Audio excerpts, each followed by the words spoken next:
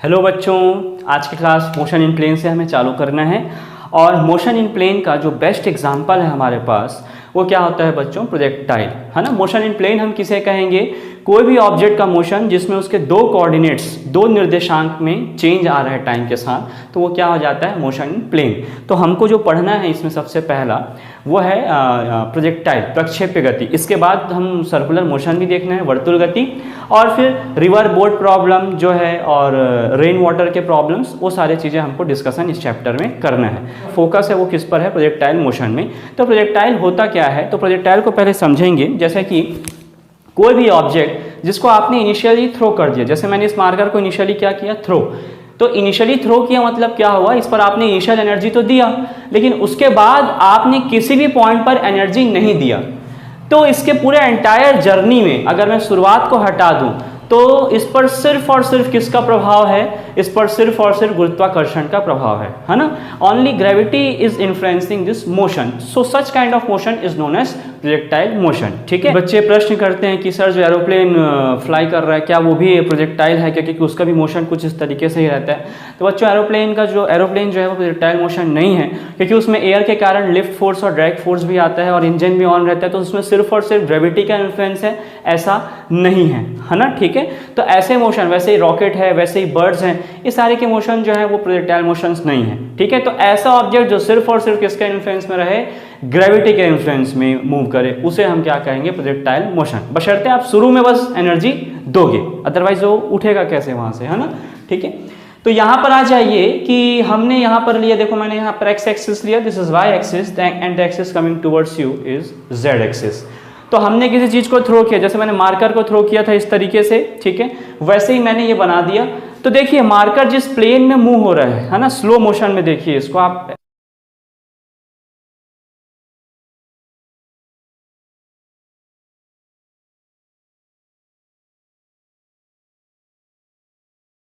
इस तरीके से जब ऐसा जा रहा है तो ये जिस प्लेन पर हुआ ये मोशन, उस प्लेन को हम क्या कहेंगे? प्लेन ऑफ प्रोजेक्शन, प्रक्षेप्य का तल हो गया वो।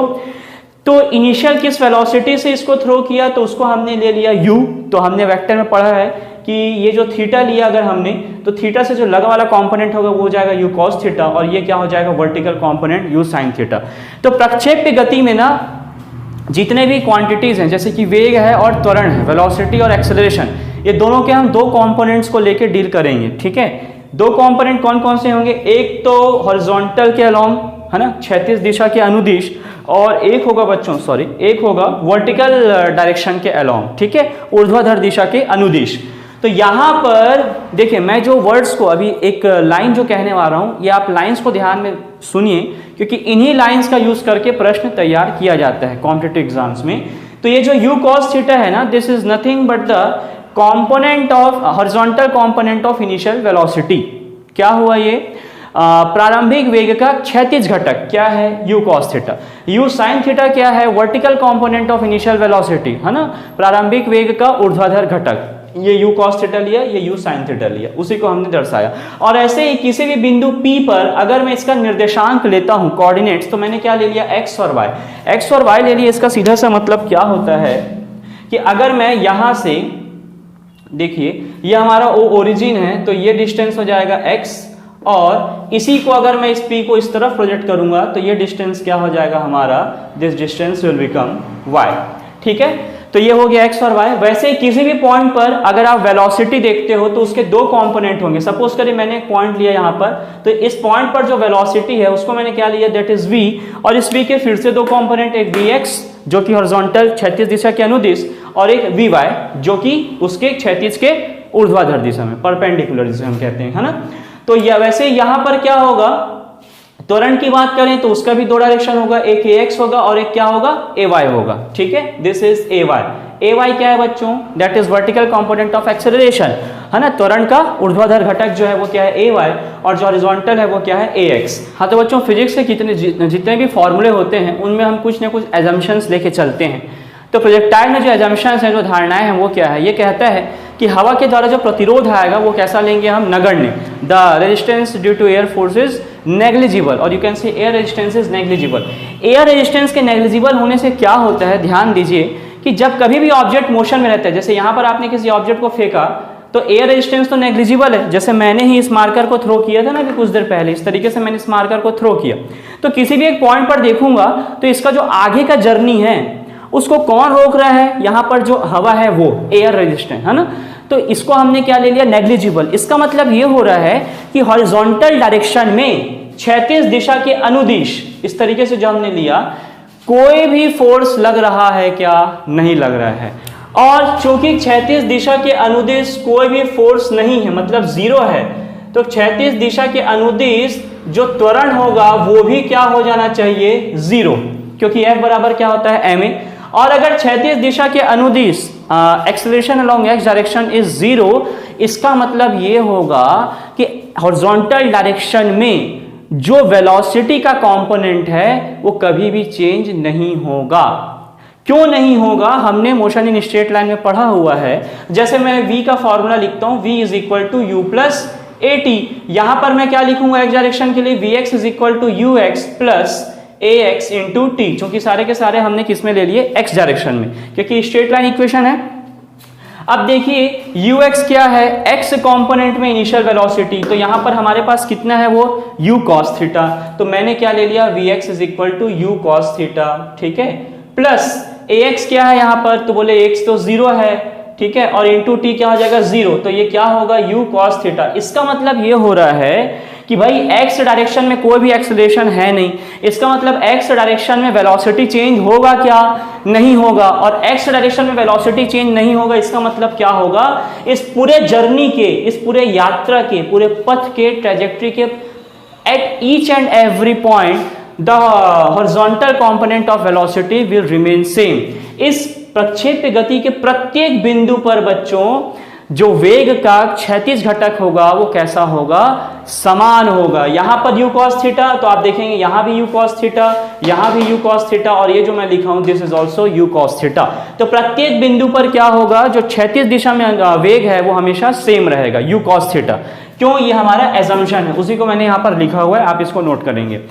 अब बात करते हैं हम, तो हमने ux को कवर कर लिया और ax को कवर कर लिया, अब बच क्या गया हमारा uy और ay।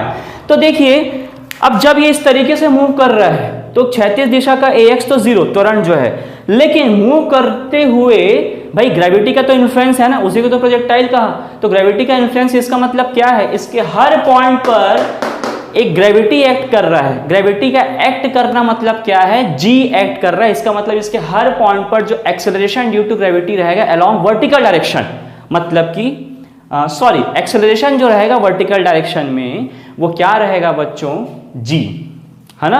इसके प्रत्येक बिंदु पर जो त्वरण रहेगा ना ऊर्ध्वाधर की दिशा में, वो किसके बराबर रहेगा, g के बराबर, और उसका आपको मान पता है, औसत मान हम लेते हैं 9.8 मीटर प्रति वर्ग सेकंड, और उसका दिशा हमेशा कैसा रहता है, नीचे की ओर। तो वही मैंने यहाँ पर दर्शाया हुआ है कि इसके प्रत्येक बिंदु पर g कैसा रहेगा, नीचे की ओर। अब देखिए यहाँ पर हमको चीजों को समझना है कि मैंने मार्कर को ऊपर थ्रो किया तो हाईएस्ट पॉइंट पर इसका वेलोसिटी क्या होता था, जीरो, और उसके बाद इसका वेलोसिटी बढ़ता था लेकिन रिवर्स डायरेक्शन में, नेगेटिव डायरेक्शन में, पहले ऊपर जा रहा था और अब वो नीचे आएगा। तो वर्टिकल कंपोनेंट की अगर बात करें बच्चों, तो इनिशियली वर्टिकल कंपोनेंट कितना है, u sin थीटा, और उसके बाद चूंकि ग्रेविटी उसको नीचे की तरफ खींच रहा है तो इसका जो वेलोसिटी है u sin थीटा, उसका वैल्यू क्या होते जाएगा, जैसे जैसे ऑब्जेक्ट ऊपर जाते जाएगा, प्रोजेक्टाइल ऊपर जाते जाएगा, उसका वैल्यू कम होते जाएगा। क्यों, क्योंकि ग्रेविटी उसको नीचे खींच रहा है, मतलब मोशन कैसे हो गया, रिटार्डेशन, और हाईएस्ट पॉइंट अधिकतम ऊंचाई पर जाके उसका जो वर्टिकल कंपोनेंट है वेलोसिटी का वो क्या हो जाएगा, जीरो। इसका मतलब ये होता है कि अगर मैं पॉइंट ए की बात करूं तो यहां सिर्फ और सिर्फ कौन सा वेलोसिटी है, हॉरिजॉन्टल वेलोसिटी, जिसका वैल्यू क्या है, u cos थीटा, क्योंकि वो तो चेंज होता नहीं, अभी हमने सीखा। लेकिन जो वर्टिकल डायरेक्शन में वेलोसिटी होगा इसका वो क्या हो जाएगा, जीरो।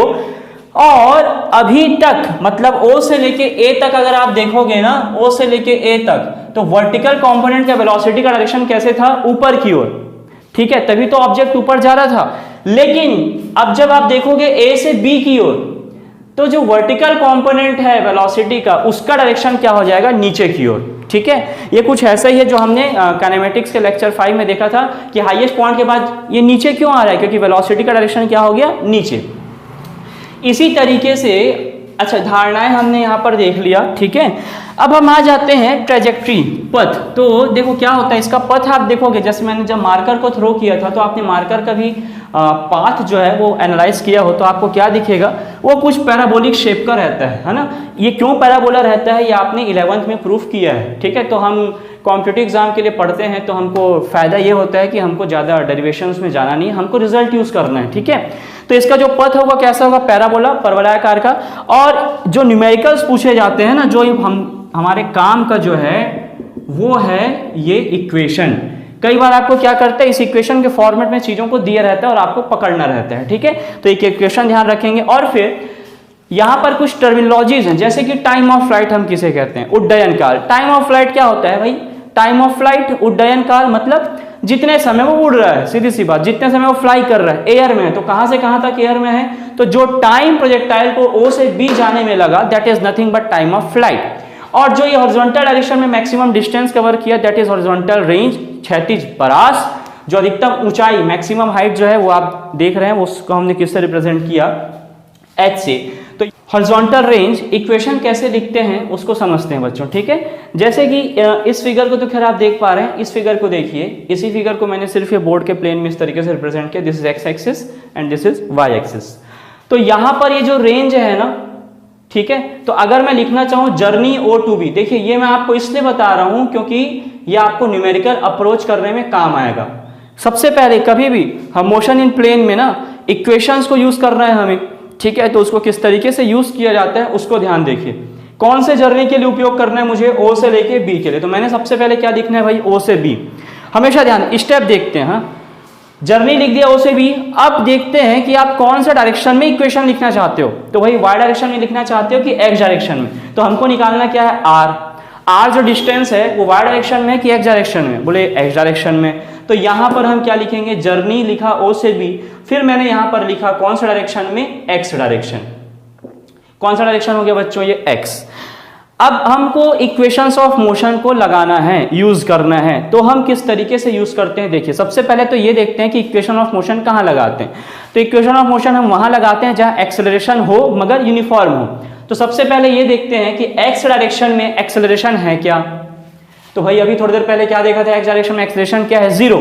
मतलब इक्वेशन ऑफ मोशन लगाने की जरूरत है क्या, नहीं है। इसका मतलब ये होगा कि एक्स डायरेक्शन में अगर हमको डिस्टेंस निकालना है, चूंकि एक्सेलरेशन नहीं है, इसका मतलब वो कैसा मोशन हो गया, यूनिफॉर्म मोशन, है ना, एक समान गति हमने देखा इसे। तो उस केस में जो बच्चों डिस्टेंस बोलो या हम डिस्प्लेसमेंट कहें और उसका मैग्नीट्यूड टू डिस्टेंस ही होगा, उसका फॉर्मूला क्या आता है, distance is equal to speed multiplied by time, 4 गुना समय बराबर दूरी। तो यहां पर ओ से बी जर्नी देखा और एक्स डायरेक्शन में डिस्टेंस देखा, तो एक्स डायरेक्शन में डिस्टेंस कितना है, आर, एक्स डायरेक्शन में स्पीड कितना है, तो देखो u cos थीटा, हर पॉइंट पर u cos थीटा है, तभी तो हमने एक समान कहा ना, तो ये क्या हो जाएगा, u cos थीटा।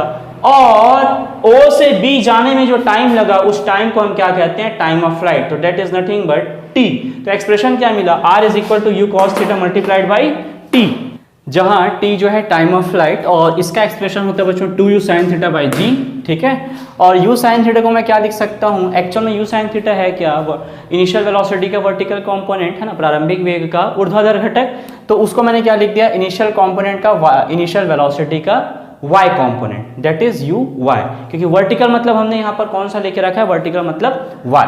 इसी तरीके से जो अभी हमने देखा था ना u cos theta into T आया था, तो u cos थीटा लिखा इंटू टी के जगह पर रखा, तो 2ux uy, ux क्या हो गया, इसका इनिशियल वेलोसिटी का x कंपोनेंट, जो कि हमने हॉरिजॉन्टल डायरेक्शन लिया था, हॉरिजॉन्टल को ही हमने यहाँ पर क्या लेके रखा है, x लेके रखा है, ठीक है। तो इस तरीके से 2ux uy बाई g एक एक्सप्रेशन निकल कर आ गया, क्योंकि कई बार आपको इसी टर्म में न्यूमेरिकल पूछ लिया जाता है। उसको अगर और एक चीज आप सॉल्व करें तो क्या होगा, ये जो u आप देख पा रहे हैं, ये u मिलके u स्क्वायर, तो ये फॉर्मूला आपको पता है sin 2 थीटा आता है, 2 sin थीटा cos थीटा क्या हो जाएगा, sin 2 थीटा। जनरल मैथ्स में मैंने कहा था फॉर्मूला यूज होगा वहां पर। और अगर हम मैक्सिमम रेंज की बात करें, मैक्सिमम रेंज मतलब आपने क्या करना है कि भाई जैसे एक क्रिकेटर है ना, वो बाउंड्री पर एक फील्डर है, तो जितना वेलोसिटी से वो बॉल को फेंक सकता है, एक जो फील्डर है जो कि बाउंड्री के पास है, वो तो फिक्स है ना, वो अपना मैक्सिमम एनर्जी यूज करेगा। तो चूंकि उसका एनर्जी फिक्स हो गया, अब उतने ही एनर्जी को यूज करके वो बॉल को कितना दूर थ्रो कर सके, तो उसके लिए वो थीटा को क्या रखे। अगर वो ऐसे रखता है तो थीटा कम है, वो ऐसे भी फेंक सकता है तो थीटा क्या हो गया, देखो प्रोजेक्शन से ज्यादा हो गया। तो एंगल ऑफ प्रोजेक्शन वो कितना रखे कि रेंज क्या मिले उसको, मैक्सिमम।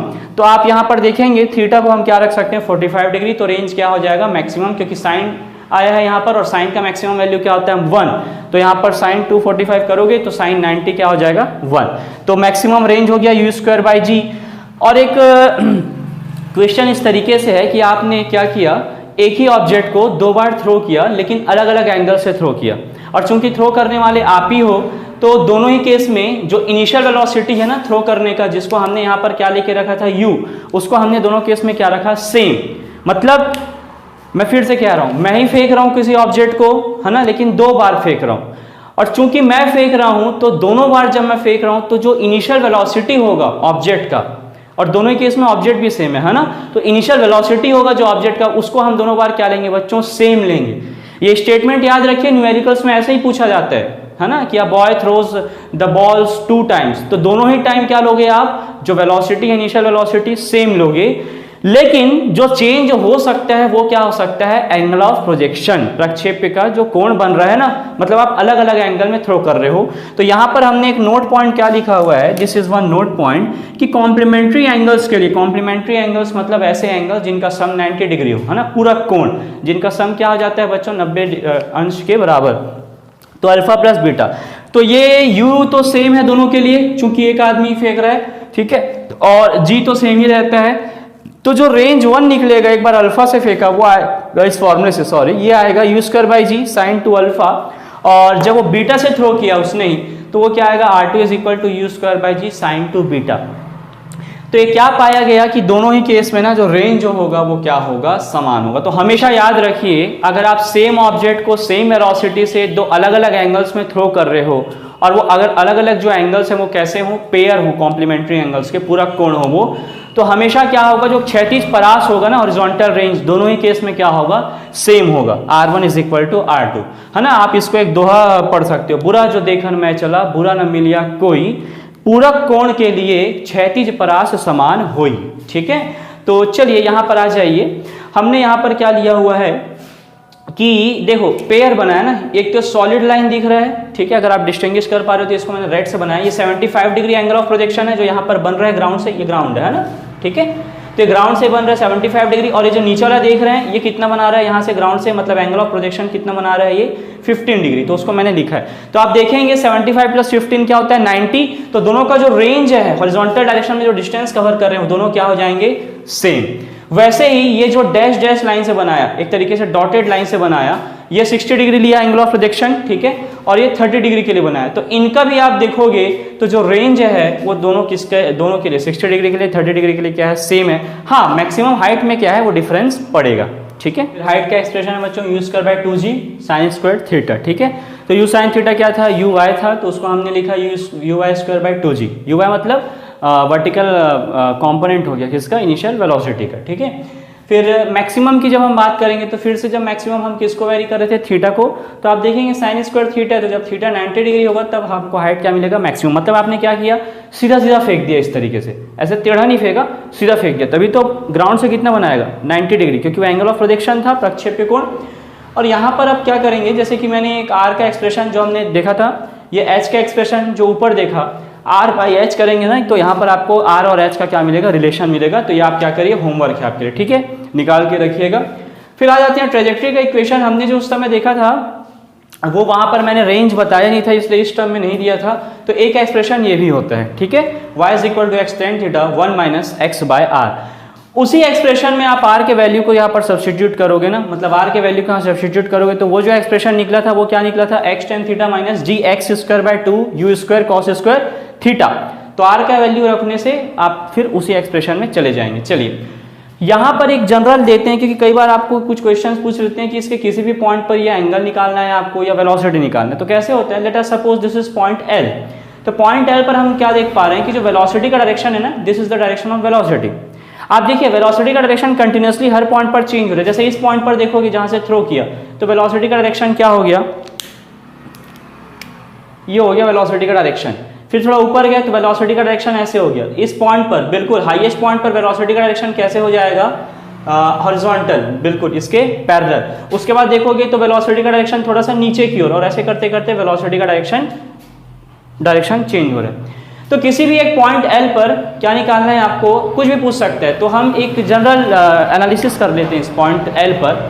तो पॉइंट L पर ये जो एंगल बन रहा है हॉरिजॉन्टल के साथ, दिस अल्फा, वेलोसिटी जो है उसको मैंने क्या ले लिया v। तो जाहिर सी बात है इसके दो कंपोनेंट होंगे, एक होगा अल्फा से लगा हुआ that is v cos alpha, जिसको मैंने vx ले लिया क्योंकि वो हॉरिजॉन्टल से एंगल अल्फा बना रहा है। तो vx क्या हो जाएगा v cos अल्फा, और जो वर्टिकल होगा vy that is nothing but v sin alpha, क्योंकि v cos अल्फा के परपेंडिकुलर है। ये आप वेक्टर एनालिसिस में कर सकते हैं रिफर। तो इसको वेक्टर फॉर्म में हम कैसे लिखते हैं भाई, x कंपोनेंट हो गया i कैप और y component j cap add कर दिया। Now vx is v cos alpha and this is v sin alpha. तो यहाँ से आप चाहो तो tan अल्फा भी निकाल सकते हो, है ना। tan अल्फा क्या हो जाएगा, देखो इस ट्रायंगल को अगर मैं इस तरीके से बनाऊंगा, दिस इज अल्फा, ये है आपका vy and this is vx। तो tan alpha is perpendicular over base, लंब बटा आधार, तो tan alpha is vy by vx। यहाँ से आप tan अल्फा निकाल सकते हैं, किसी क्वेश्चन में आपको tan अल्फा निकालने बोल सकते हैं। tan अल्फा नहीं अल्फा कहता है, तो आप उससे tan अल्फा निकालिए तो आप अल्फा भी निकाल लोगे। फिर यहाँ से भी आपको पता है ये एक फॉर्मूला, ये भी वेक्टर का है कि कोई भी वेक्टर दिया हुआ है हमारे पास जो कि आई कैप जे कैप के कैप के टर्म्स हेल्प से हमने लिखा हुआ है उसको, तो उसका जो मैग्नीट्यूड होता है वो क्या होता है, root over x component square plus y component square, वही फॉर्मूला लगा है। यहाँ पर हम मोशन इन प्लेन पढ़ रहे हैं इसलिए वी जेड नहीं आया, 3D में मोशन पढ़ते तो वी जेड भी आ जाता वहां पर, है ना। ठीक है, इस चीज का ध्यान रखेंगे। फिर क्या होता है मैक्सिमम हाइट पर अगर देखें आप, एट पॉइंट भी मैक्सिमम हाइट पर कुछ ऐसे है ना कि कई बार थियोरेटिकल कॉन्सेप्ट क्लियर करने के लिए, जैसे मैंने यहाँ पर लिया at point P velocity, vertical velocity तो जीरो हो जाएगा हाईएस्ट पॉइंट पर, अभी देखा था, सिर्फ और सिर्फ एक डायरेक्शन में वेलोसिटी बचेगा हॉरिजॉन्टल डायरेक्शन में, और उसका वैल्यू कितना रहेगा u cos थीटा, क्योंकि ये तो हमेशा कांस्टेंट रहेगा horizontal velocity, air resistance negligible है। ठीक है, ये हमने देख चुका है। और इसके हर पॉइंट पर जो एक्सेलरेशन है बच्चों इस पूरे प्रोजेक्टाइल के, वो क्या है, g। हॉरिजॉन्टल एक्सेलरेशन है क्या, कहीं पर भी नहीं है, वो एजम्पशन था हमारा। तो इस पॉइंट पर भी, इस पॉइंट पर जो एक्सेलरेशन रहेगा वो क्या रहेगा, g, that is acceleration due to gravity. तो इस पॉइंट पर जो वेलोसिटी है और एक्सेलरेशन है वो कैसे रहेंगे, एक दूसरे के परपेंडिकुलर। और किसी पॉइंट पर ऐसा नहीं होगा, आप किसी भी पॉइंट पर देखोगे ना तो वेलोसिटी का डायरेक्शन देखो इस तरीके से ऐसे है और g तो हमेशा नीचे है। ये एक एक्सेप्शनल केस है जहां पर वेलोसिटी हॉरिजॉन्टल डायरेक्शन में और g हमेशा वर्टिकल, तो दोनों के बीच का एंगल क्या बन गया, 90 डिग्री। यही है। तो अभी हमने ग्राउंड टू ग्राउंड प्रोजेक्शन देखा, अब हम देखेंगे कि टॉप से, किसी टावर से क्या किया आपने, प्रोजेक्ट किया। एक्सेलरेशन में क्या होता है कि ऑब्जेक्ट को किसी टावर जो कि ऑलरेडी h हाइट पर है वहां से इस तरीके से थ्रो किया जाता है। तो उसमें पहला केस हमने लिया जब हमने थ्रो कैसा किया, बिल्कुल हॉरिजॉन्टल के पैरेलल डायरेक्शन में। देखिए आप इनिशियल वेलोसिटी का जो डायरेक्शन है बिल्कुल हॉरिजॉन्टल के कैसा है, पैरेलल, समांतर। इसका मतलब मैं ये कह सकता हूं कि ये हॉरिजॉन्टल लाइन अगर मैं खींचूं तो उससे एंगल कितना बना रहा है, 0। अगर उससे एंगल 0 बना रहा है तो इसका कोई भी वर्टिकल कंपोनेंट होगा क्या बच्चों, नहीं होगा, है ना। तो ये सिर्फ, और अगर अब इसमें देखिए मैंने एक पॉइंट ले लिया, पॉइंट P, जिसका कोऑर्डिनेट लिया x और y, तो जाहिर सी बात है पॉइंट P का यहाँ से डिस्टेंस होगा x, ठीक है, और ये O से जो डिस्टेंस है नीचे वो क्या होगा, y। O को क्या ले लिया, ओरिजिन मान लिया, O को यहाँ पर मैंने ओरिजिन मान लिया। ठीक है, इस तरीके से। तो जब मैं x का एक्सप्रेशन लिखना चाहूंगा x डायरेक्शन में, तो हर बार हम किस तरीके से लिखते हैं, सबसे पहले हम क्या डिफाइन करते हैं, जर्नी। तो जर्नी क्या है हमारा, O से P, और अब मैं जो इक्वेशन लिखना चाह रहा हूँ किसके लिए लिखना चाह रहा हूँ, x डायरेक्शन के लिए। तो x डायरेक्शन में कोई भी एक्सेलरेशन है क्या, कोई एक्सेलरेशन नहीं है, ये तो हमने पहले भी देखा हुआ है। तो सीधा सीधा डिस्टेंस इज इक्वल टू जो कि x है, क्या हो जाएगा, स्पीड इनटू टाइम। स्पीड कितना है x डायरेक्शन में, u, और टाइम जो लिया वो कितना लिया, t। तो यहाँ से आप t निकाल सकते हो। ऐसे ही जब आप y डायरेक्शन में लोगे तो y डायरेक्शन में एक्सेलरेशन है क्या, बिल्कुल है। उसका वैल्यू क्या है, acceleration due to gravity that is g, और वो कांस्टेंट है तो हम इक्वेशन ऑफ मोशन को लगा सकते हैं। तो मैंने सेकंड इक्वेशन ऑफ मोशन का हेल्प लिया जो कि हमको क्या कहता है कि s is equal to ut plus half, और ये क्या होता है at स्क्वायर।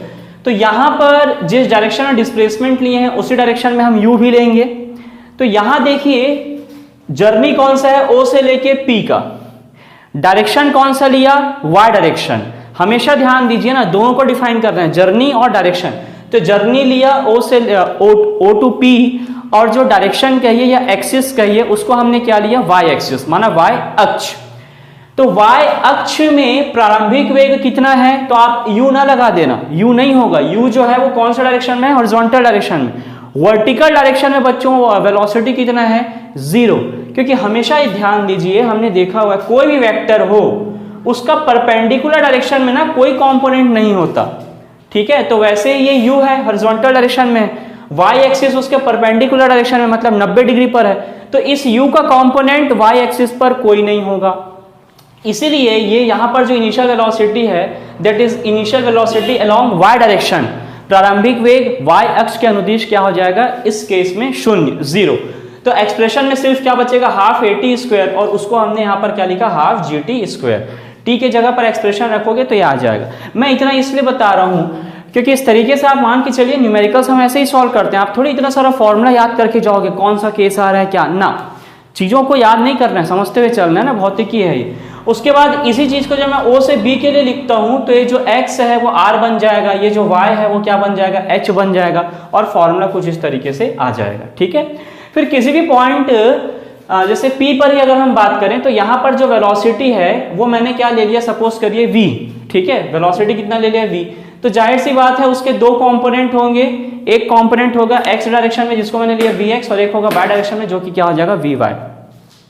vx की अगर हम बात करें तो हर बार की तरह जो हॉरिजॉन्टल कंपोनेंट रहता है वेलोसिटी का वो थ्रू आउट द जर्नी कैसा रहता है सेम। तो यहाँ पर क्या है u है, तो हर पॉइंट पर हॉरिजॉन्टल कंपोनेंट क्या होगा, क्षैतिज घटक क्या होगा वेग का समान होगा जो कि क्या होगा u, तो उसको मैंने लिखा u।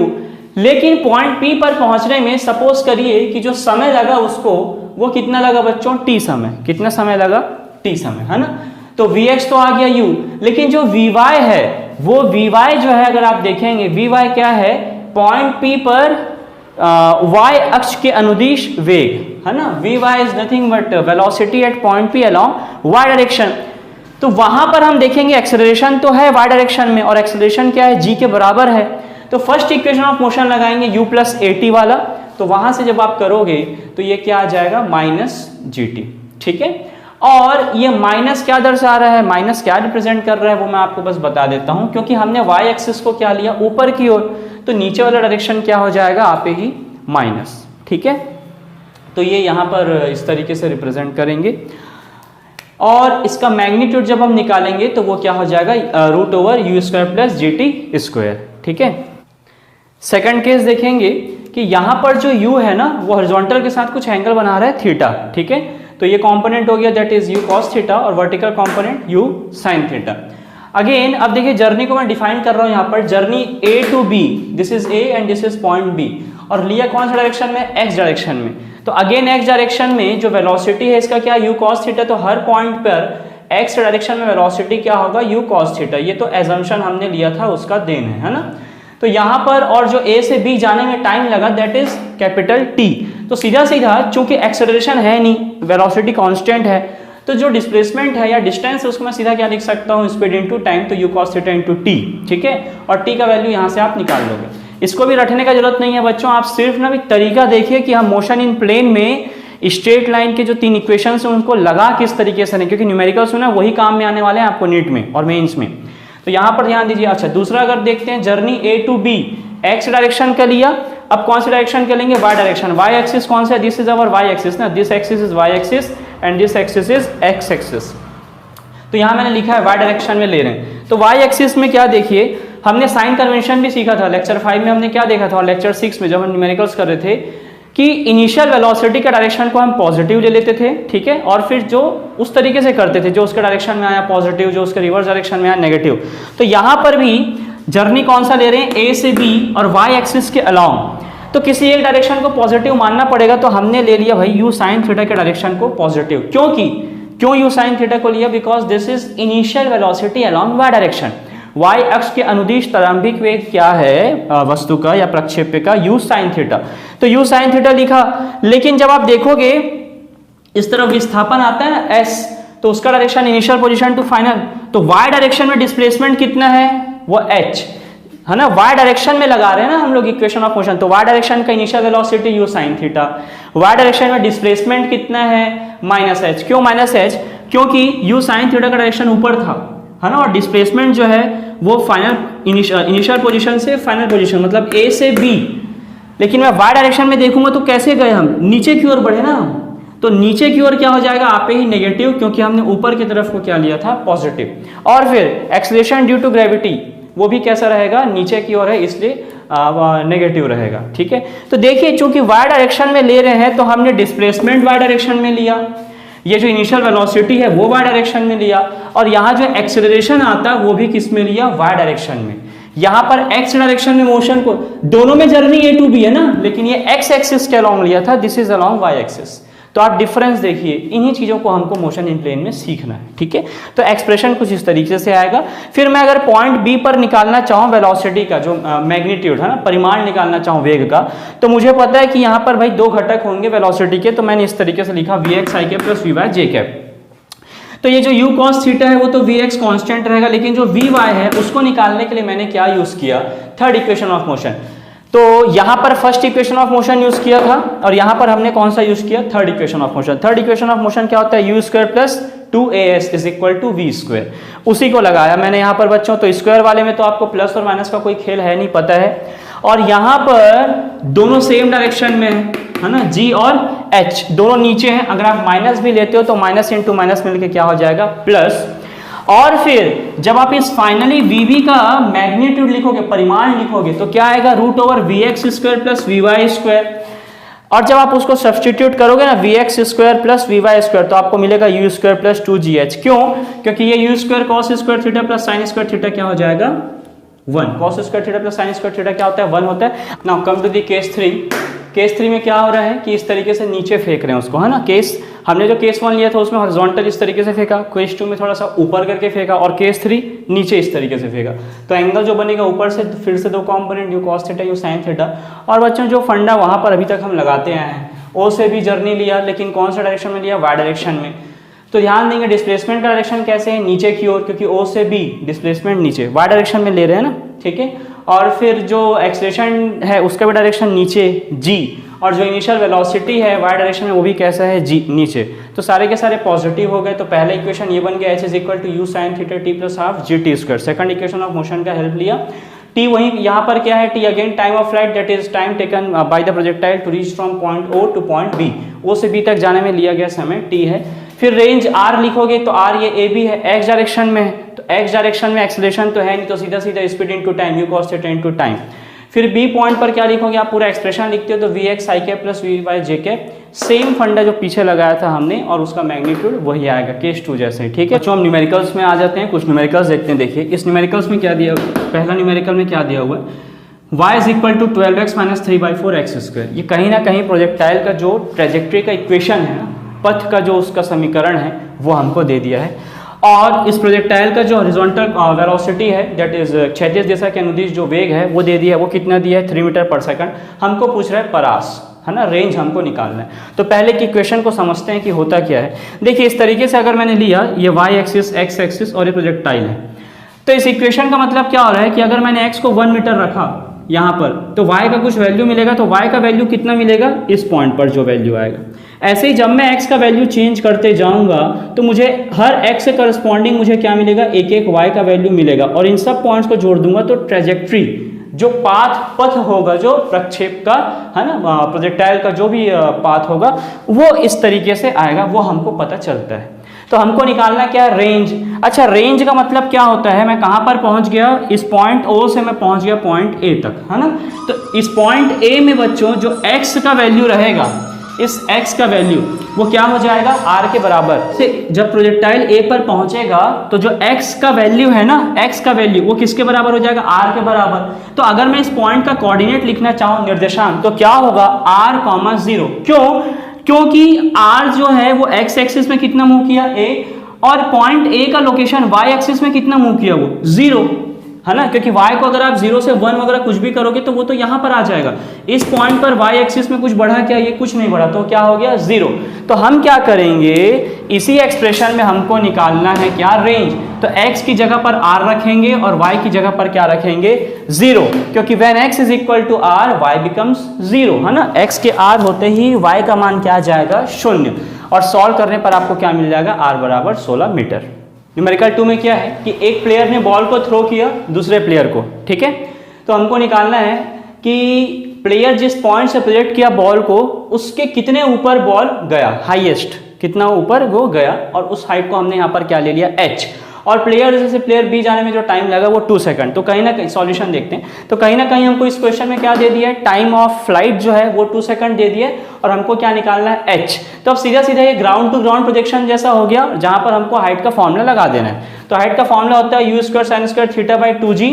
इसको मैं इस तरीके से भी लिख सकता हूँ, लेकिन आप देखिए 2g का वैल्यू तो हमको पता है ना, 9.8 हम ले सकते हैं g का वैल्यू। ये u और साइन थीटा पता है क्या, नहीं, तो हम उसको निकाल लेते हैं, है ना। टी भी दिया है, that is nothing but time of flight. तो यहाँ पर रखेंगे, उसको सब्स्टिट्यूट करेंगे and you will get u sin theta is equal to g। इस u sin थीटा के वैल्यू को आप x के एक्सप्रेशन में रखिए और आपको आंसर मिलेगा g/2 दैट इज 4.9 मीटर। बच्चों न्यूमेरिकल 3 में क्या दिया हुआ है कि जो point P ground to ground projection है, ठीक है, पॉइंट P का हाइट दे दिया है कितने ग्राउंड से 0.4 मीटर, और एक एक्सप्रेशन दे दिया वेलोसिटी का at point P that is 6i cap plus 2j cap. We have to find theta, angle of projection हमको निकालना है। चलिए सॉल्यूशन देखिए क्या होता है। सबसे पहले जो निकालना है ना, फिजिक्स में रिवर्स अप्रोच अपनाते हैं, जो निकालना है वो हम लिखते हैं। तो इस पॉइंट पर अगर मैं देखूं तो यहाँ पर अगर इनिशियल वेलोसिटी मैंने क्या लिया u, तो उसके दो कंपोनेंट्स होंगे ux और uy। अगर ये uy है तो ये वाला जो वैल्यू है दैट इज ऑल्सो uy। तो कभी भी जब थीटा पूछता है तो हम किसका हेल्प लेते हैं, ट्रिग्नोमेट्रिक रेशो का, और मेजॉरिटी केसेस में हम किसका यूज लेते हैं, टेन थीटा का। तो टेन थीटा क्या हो जाएगा यहाँ से uy बाई ux, ये uy के बराबर होगा, वेक्टर में हमने देखा हुआ। तो uy निकाल लिया, ux निकाल लिया, हमारा काम बन जाएगा। तो इस एक्सप्रेशन को देखिए, vp को मैं क्या लिख सकता हूँ, vx i cap plus vy j cap. अभी तक हमने वही करते आया है ना, ठीक है। तो यहाँ पर जो vx है बच्चों, वो देखो देखिए ना 6i कैप, इसका मतलब vx क्या हो जाएगा 6 के बराबर। और हमको पता है प्रोजेक्टाइल में हम क्या लेके चलते हैं कि हॉरिजॉन्टल कंपोनेंट जो है वेलोसिटी का वो हमेशा कैसे रहता है, हर पॉइंट पर सेम रहता है। तो हर पॉइंट पर जो ux होगा, मतलब जो वेलोसिटी का इनिशियल कंपोनेंट है वही हर पॉइंट पर रहेगा, सेम रहेगा। और वो कितना है हमारे पास, vx आया 6, मतलब वही किसके बराबर रहेगा, ux के। तो इस एक्सप्रेशन में हमने ux को निकाल लिया। Now let us calculate for uy की अगर हम बात करें तो इसमें हम थर्ड इक्वेशन ऑफ मोशन लगा सकते हैं। जर्नी कौन सा लूंगा मैं, जर्नी लूंगा, let this point be o। तो जर्नी लिया मैंने o to p, और हमेशा जर्नी लेते हैं मोशन इन प्लेन में, और फिर एक डायरेक्शन भी देते हैं। तो डायरेक्शन कौन सा ले लिया हमने, अलोंग y एक्सिस। अब अलोंग y एक्सिस, अब हम डायरेक्शन इक्वेशन थर्ड यूज करते हैं। vy square is equal to uy square, तो v square is equal to u square plus 2as होता है ना। तो यहाँ पर vy square is equal to uy square minus 2g.4। Minus क्यों लगाया, क्योंकि यहाँ पर बाय डिफॉल्ट हमने ऊपर के डायरेक्शन को क्या लिया, पॉजिटिव। तो देखो uy भी ऊपर पॉजिटिव, तो vy भी यहाँ पर ऊपर रहेगा, वो भी क्या रहेगा, पॉजिटिव। इस पॉइंट पर अगर मैं देखना चाहूँ तो ये आया आपका vp, इसके दो कंपोनेंट, एक हो जाएगा vx, ठीक है, और एक इसके vx से परपेंडिकुलर ये क्या हो जाएगा, vy। तो vy भी ऊपर, वो भी पॉजिटिव, uy ऊपर, वो भी पॉजिटिव। 0.4 डिस्प्लेसमेंट इस पॉइंट से, वो भी ऊपर की ओर है, डिस्प्लेसमेंट भी 0.4, लेकिन बच क्या गया हमारे पास, एक्सेलरेशन ड्यू टू ग्रेविटी वो नीचे की ओर है, तो इसलिए यहाँ पर माइनस आया। इसको जब सॉल्व करेंगे तो vy तो हमको पता है ना इस एक्सप्रेशन से, कितना है इस पॉइंट पर y कंपोनेंट कितने हैं, 2j कैप, j कैप मतलब j कैप की करस्पॉन्डिंग जो वैल्यू है वो तो vy देगा ना। देखिए vy j कैप, तो यहाँ से vy क्या मिल गया 2, एक्सप्रेशन में रखेंगे तो आपको uy मिल जाएगा, और tan theta uy by ux यहाँ से आप रखोगे 1/√3 that is nothing but tan 30। So you will get theta is equal to 30 degree, मतलब प्रक्षेपण का कोण क्या हो गया 30 degree, that is angle of projection is 30 degree. Now let us switch over to the next numerical. बच्चों numerical 4 में क्या दिया हुआ है कि एक ऑब्जेक्ट को, प्रोजेक्टाइल को आपने O से थ्रो किया, ठीक है, ग्राउंड टू ग्राउंड प्रोजेक्शन है, ये आपका ग्राउंड है इस तरीके से, और O से P जाने में उसको लिया गया समय कितना दिया हुआ है 1 सेकंड, और O से A जाने में दिया गया समय है 2 सेकंड। ध्यान देंगे A कौन सा पॉइंट है, हाईएस्ट पॉइंट। हाईएस्ट पॉइंट है मतलब वहां पर वर्टिकल वेलोसिटी जो है वो 0 है, और हॉरिजॉन्टल कंपोनेंट रहेगा वेलोसिटी का। तो और ये जो पॉइंट P है इसका हॉरिजॉन्टल के साथ एंगल कितना दे दिया है 45 डिग्री, ठीक है। तो आप ये डाटा नोट कर लीजिए। हमको पूछा क्या है, हमको ये u का वैल्यू निकालना है, we have to find the value of u। Journey हमने O से A लिया, ठीक है, y डायरेक्शन के अलोंग। तो O से A लिया y डायरेक्शन के अलोंग, तो इसका initial component let this angle be theta.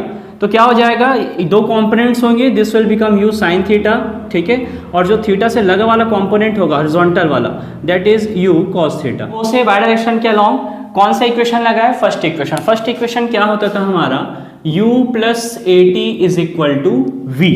तो ध्यान देंगे ई क्या है, इनिशियल वेलोसिटी। लेकिन यहाँ पर हम कौन सा डायरेक्शन की बात कर रहे हैं, वाई डायरेक्शन में इनिशियल वेलोसिटी, और जर्नी कौन सा है, ओ से ए। तो ए हो गया इनिशियल पोजीशन, तो सॉरी ओ हो गया इनिशियल पोजीशन, तो ओ पर जो वेलोसिटी होगा वो होगा इनिशियल वेलोसिटी। ए हो गया फाइनल पोजीशन, तो ए पर जो वेलोसिटी होगा दैट इज फाइनल वेलोसिटी। और जो डायरेक्शन है वो कौन सा डायरेक्शन है, वाई डायरेक्शन। चूंकि ये इक्वेशन है स्ट्रेट लाइन के लिए, इसलिए एक डायरेक्शन ही हम कंसिडर करते हैं, ठीक है। अब यहाँ पर ये जो u है ये क्या होता है, इनिशियल वेलोसिटी, लेकिन जिस डायरेक्शन में लिए है उस डायरेक्शन में इनिशियल वेलोसिटी, तो इनिशियल वेलोसिटी तो हम लेंगे डेफिनेटली। और इनिशियल वेलोसिटी क्या होगा, जो वेलोसिटी o पर है, क्योंकि o इनिशियल पोजीशन, लेकिन कौन सा डायरेक्शन के अलोंग, y डायरेक्शन के अलोंग। तो y डायरेक्शन में इनिशियल वेलोसिटी क्या है, u sin थीटा।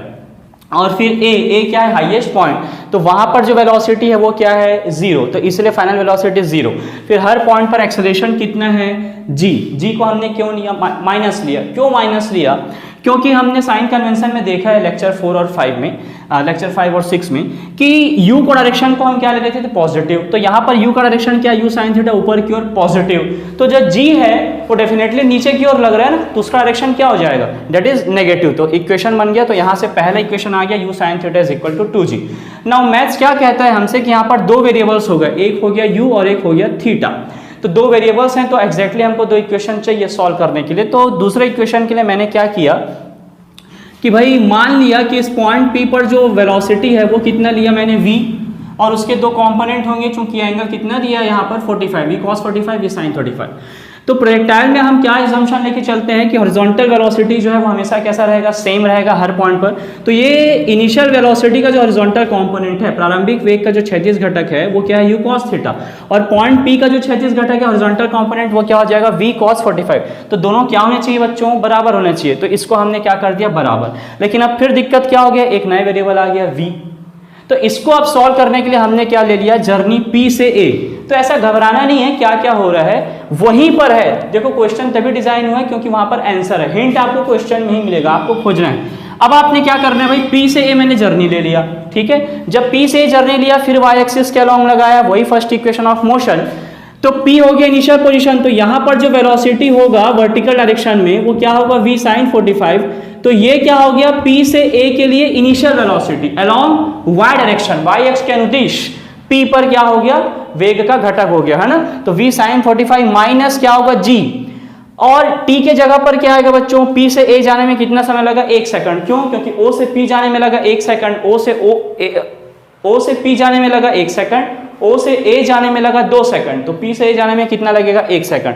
इस तरीके से आप सॉल्व करोगे तो v sin 45 आएगा g, और sin 45 का वैल्यू v/1/√2।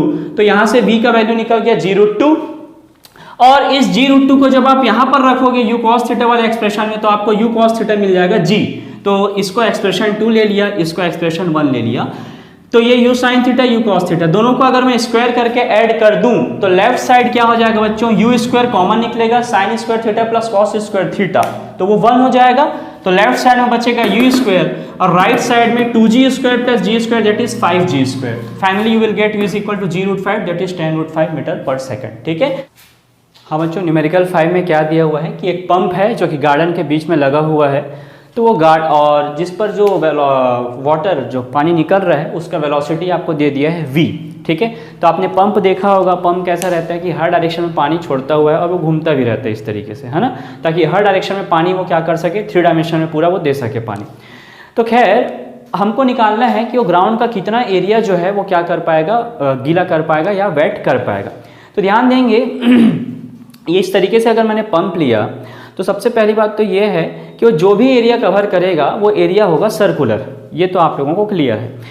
अब सर्कुलर होने के साथ साथ हम सर्कल का एरिया हमें निकालने के लिए हमें क्या चाहिए रहता है, रेडियस, क्योंकि एरिया का फॉर्मूला होता है पाई आर स्क्वायर, और यहाँ पर जो आर है वो क्या होगा, रेडियस। तो रेडियस क्या होगा, ये जो पानी का पार्टिकल निकला वो मैक्सिमम जितना दूर जा सकता है वही उस सर्कल का क्या हो जाएगा, रेडियस। तो मैक्सिमम बच्चों कितना दूर जा सकता है उसके लिए हम इसका क्या निकालेंगे, मैक्सिमम रेंज, ठीक है। मैक्सिमम रेंज इसलिए निकाल रहे हैं क्योंकि देखो ये जो पानी है ना, ये यहाँ से 90 डिग्री में भी निकल रहा है, 75 में भी, 60 में भी, 30 में भी, 15 में भी, लेकिन गीला कहाँ तक करेगा, जब वो मैक्सिमम जाएगा, और मैक्सिमम कब जाता है, जब एंगल ऑफ प्रोजेक्शन कितना होता है 45 डिग्री। इसलिए हम यहाँ पर क्या करेंगे, मैक्सिमम रेंज का फॉर्मूला लगाएंगे, क्योंकि पानी का अगर एक कंडीशन भी ऐसे आ गया 45 डिग्री वाला, तो वो मैक्सिमम रेंज के कंडीशन को फॉलो करेगा और वो उतने ग्राउंड को गीला करेगा। तो पहले आर मैक्स निकाल लेंगे, that is v square by g, और एरिया होता है पाई आर स्क्वायर, है ना। तो ऐसे अगर हर डायरेक्शन में वो आर मैक्स जाएगा तो पूरा एक सर्कल का एरिया कवर कर लेगा वो, तो वो हो जाएगा पाई आर मैक्स का वैल्यू रखेंगे and you will get this answer. ठीक है, चल के लिए इतना ही करेंगे, मतलब मोशन इन प्लेन का, जिसमें हम यूनिफॉर्म सर्कुलर मोशन, एक समान वर्तुल गति और रिवर बोट प्रॉब्लम जो है ना, नाव और नदी वाला प्रॉब्लम जो है वो देखेंगे। और फिर जैसा कि मैंने कहा था, उसके बाद के लेक्चर में एक बार काइनेमेटिक्स के न्यूमेरिकल्स कर लेंगे। ठीक है, फिर फोर्स वाले चैप्टर को चालू करेंगे। ठीक है, तब तक पढ़ते रहिए एंड शुक्रिया, थैंक यू।